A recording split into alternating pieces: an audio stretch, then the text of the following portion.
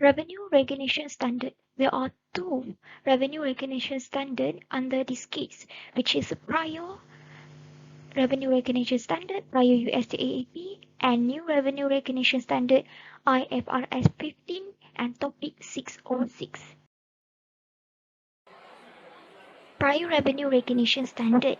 Presently, USGAAP has complex, detailed, different revenue recognition requirement for specific transaction and industry, including, for example, software and real estate.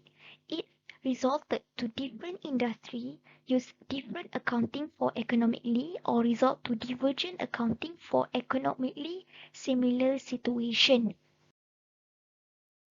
Prior revenue recognition standard, the revenue recognition principle. USGAAP required the revenue recognition to be based on revenue recognition principle. Okay, for this principle, revenue will only be recorded when it has been realized or earned and not when the related cash is collected. Okay, it is means that the revenue will only be recorded or recognized when the customer has received or enjoyed the benefit of the goods or services, regardless of whether the customer has made the payment to the business. Okay.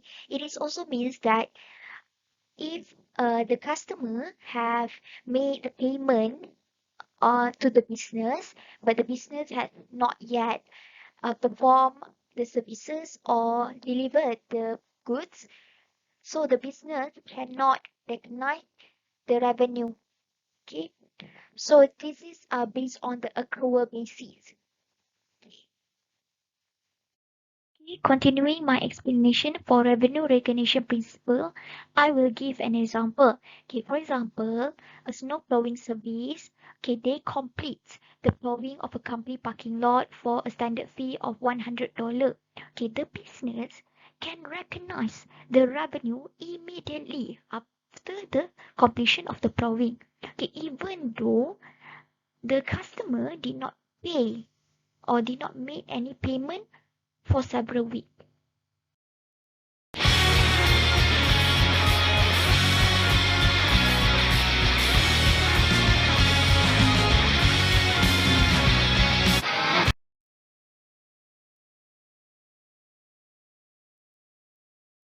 The first one is flight transportation. Okay, revenue is recognized either when the service is provided or after the ticket or customer credit has expired. Okay, if a passenger fails to appear for their flight, the ticket will expire at the time of the flight.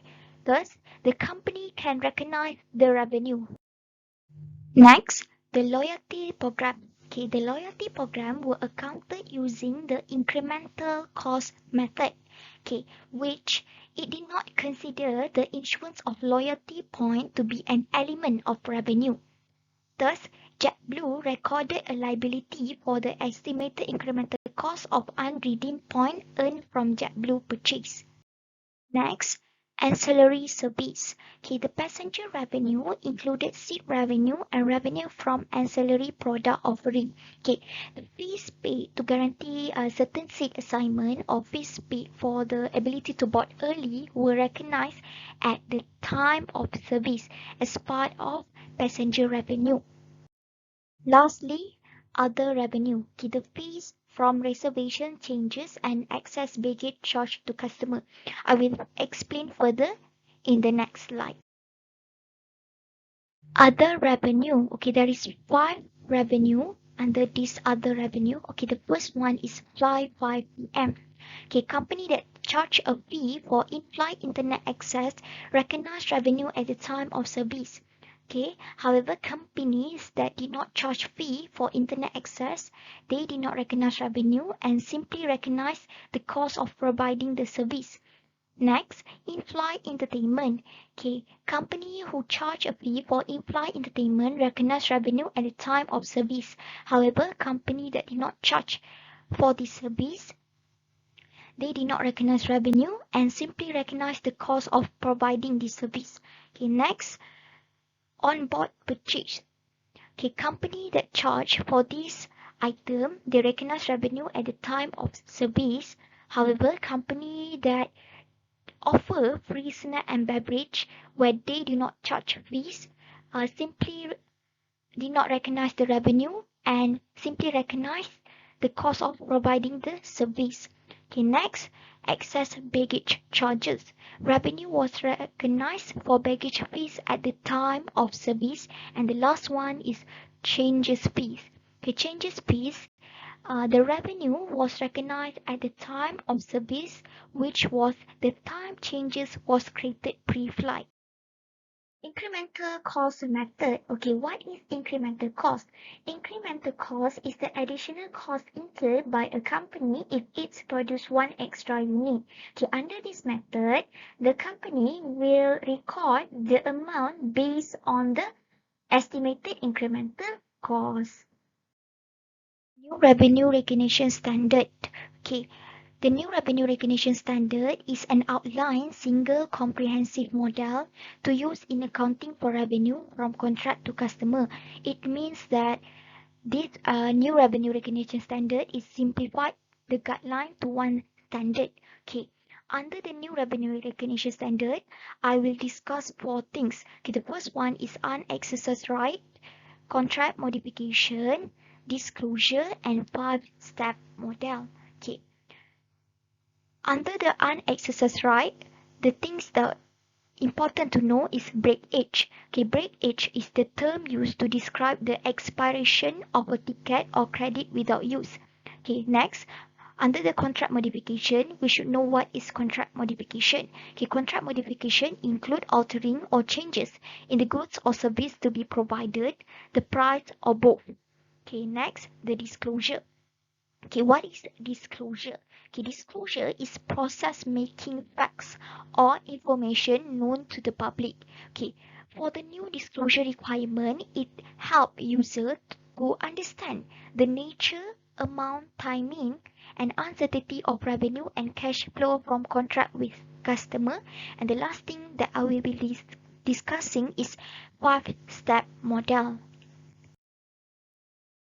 Okay, unexercised right. Okay, the business recognize the expected breakage amount as revenue in proportion to the pattern of right exercised by the customer.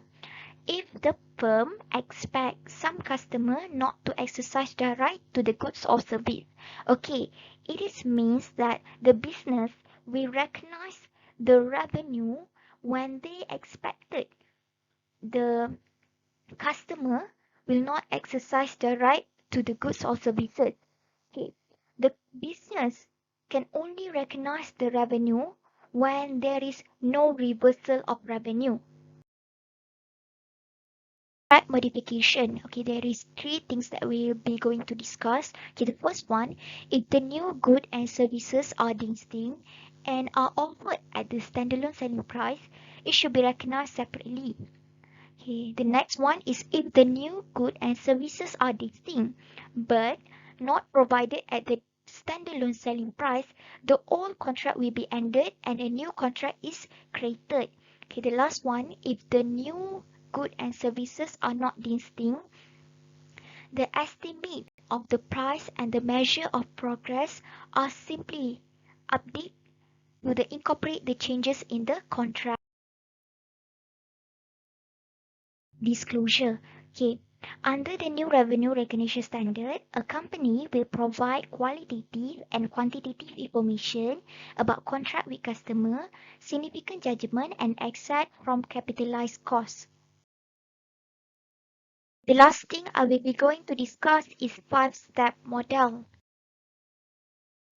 Step 1. Step 1 is identify the contract with a customer. Okay. A contract must create enforceable right and obligation. Okay, the parties involved need to approve the contract. The parties must be committed to perform the contract. The right and payment term must be identifiable, and there is a probable that the firm will collect substantially all the consideration. Step 2. Identify performance obligation in the contract. Okay, the first one is capable of being distinct. Okay, good and services capable of being distinct if a customer can benefit from the good and services on its own or with readily available resources. Okay, next, distinct in the context of contract. Okay, if a good and service is separately identifiable from other element of the contract, it is a distinct in the context of contract. The next one is customer option. Okay, the options or marketing incentive is a separate performance obligation if the business provide a material right that the customer will not otherwise have. Okay, for example, free service. Okay, the option is the obligation performance rather than the underlying good and services for which the option represent. It means that, for example, uh, a business selling cars. Okay, so the selling car and they also provide a car service, car maintenance service. Okay, so the option is the car maintenance service rather than the car. Okay, the last one is immaterial promises. Okay, separate performance obligation if the promise is immaterial by the customer perspective. Step 3. Determine the transaction price. Okay, the transaction price is mean that amount an entity expect to be entitled in exchange for transferring promised good or service to a customer. Okay, if the consideration promised in a contract includes a variable amount, okay, an entity must estimate the amount of consideration to which it expects to be entitled in an exchange for transferring promised goods or services to customers.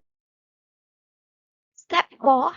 Allocate the transaction price to the performance obligation in the contract. Okay, allocate the transaction price to each performance obligation based on the relative standalone selling price of each distinct good or services promised in the contract. Okay, what is the standalone selling price? It is a price at which a company will sell a promised good or service separately to a customer. The last step is step 5. Step 5 is recognize revenue when the entity satisfies the performance obligation. Okay.